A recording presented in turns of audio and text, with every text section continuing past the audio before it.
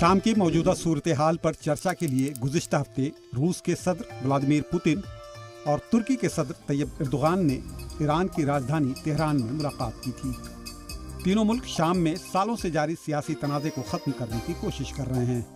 شام کے بشار الاسد حکومت کو ایران اور روس کی، جبکہ شمال مغربی شام میں حکومت مخالف جنگجو گروپس کو ترکی کی حمایت حاصل ہے۔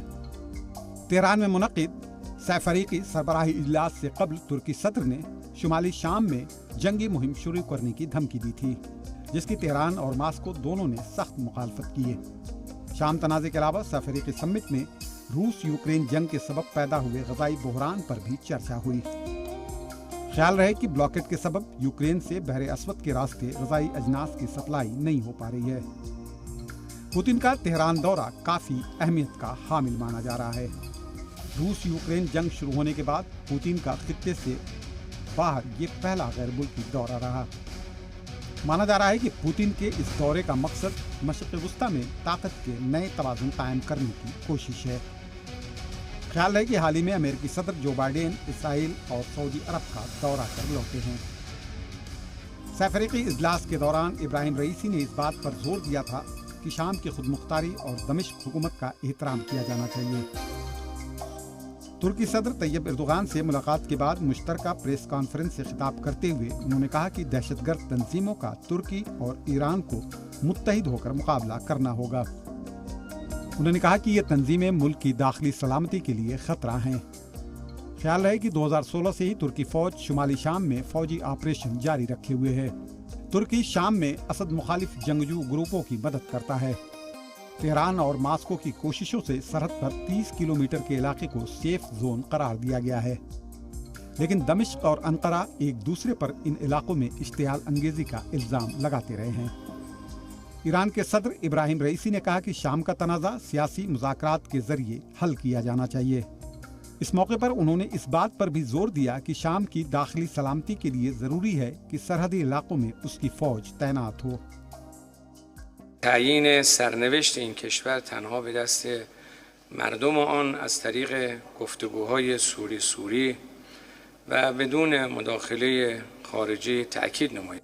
دوسری طرف ترکی کے صدر رجب طیب ایردوغان نے کہا کہ شام میں موجود کرد جنگجو اور YPG شام اور ترکی دونوں کے لیے خطرہ ہیں۔ انہوں نے کہا کہ YPG کے جنگجو بیرونی مدد کے ذریعے شام کے داخلی انتشار کا فائدہ اٹھا کر سرحدی علاقوں میں اپنی پوزیشن مستحکم کر رہے ہیں۔ واضح ہو کہ روس یوکرین جنگ کے اعلان کے بعد پوتن کا یہ پہلا دورہ تھا، جبکہ ایران کے روس کے ساتھ تعلقات اس سے پہلے سے ہیں۔ ایران کے صدر ابراہیم رئیسی کے اقتدار سنبھالنے کے بعد دونوں ممالک کے تعلقات بہتر ہوئے ہیں۔ بتا دیں کہ ایران کے صدر ابراہیم رئیسی روسی صدر ولادیمیر پوتن سے اکیلے میں 2 بار ملاقات کر چکے ہیں۔ پوتن ایران کے ذریعے مغربی ایشیا میں روس کے اثر و رسوخ کو بڑھانے کی کوشش کر رہے ہیں۔ ادھر روس کے صدر ولادیمیر پوتن نے شام کے سیاسی حل کے لیے ایران، ترکی اور روس کی جانب سے ہر ممکن مدد کی یقین دہانی کرائی۔ В принятом совместном заявлении подтверждена приверженность укреплению трехстороннего сотрудничества России, Ирана и Турции в интересах достижения устойчивой и жизнеспособной нормализации ситуации в Сирийской Арабской Республике. Государства тройки разделяют мнение, что полностью разрешить сирийский кризис можно только политико-дипломатическими средствами с опорой на межсирийский диалог, как это предусмотрено резолюцией 2254 Совета Безопасности Организации Объединенных Наций. И, естественно, при неукоснительном соблюдении основополагающих принципов уважения суверенитета, независимости, единства и территориальной целостности.